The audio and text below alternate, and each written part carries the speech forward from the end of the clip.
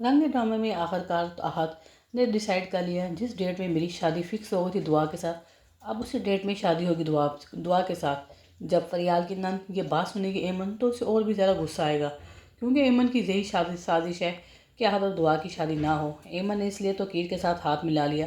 अब तो कीर और एमन दोनों मिलकर दुआ और आहत की शादी को वो फैसला कर रहे हैं ताकि इन दोनों की शादी ना हो पाए। और वहीं पर तो कीर जो ये कहने की कोशिश कर रहा है नुदरत से कि आहत लड़का ठीक नहीं है, मुझे क्यों लग रहा है कि जैसे वो शादी से पीछे भाग रहा है। लेकिन जैसे ही आहत को इस बात का पता चलेगा, आहत अपनी शादी की डेट लेने के लिए अपनी माँ को कह देगा। वहीं पर आहत की माँ और आहत की बहन फरियाल दुआ के लिए रिश्ता लेने के लिए आ जाएंगे। उस शादी की डेट को पुरानी वाली को फिक्स कर लेंगे जो उन्होंने पहले रखी थी।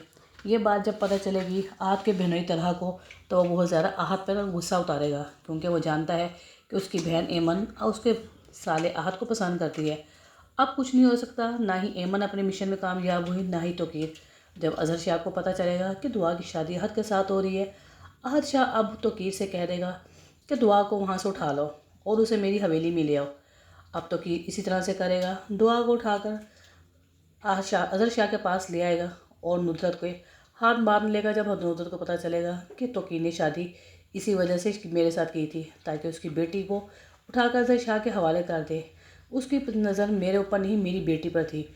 इसी वजह से अब नुदरत आहत को कहेगी कि अजहर शाह के पास मेरी बेटी को ले आए, इसलिए तुम जाओ और मेरी बेटी को उस जानवर से छुड़ा कर लाओ।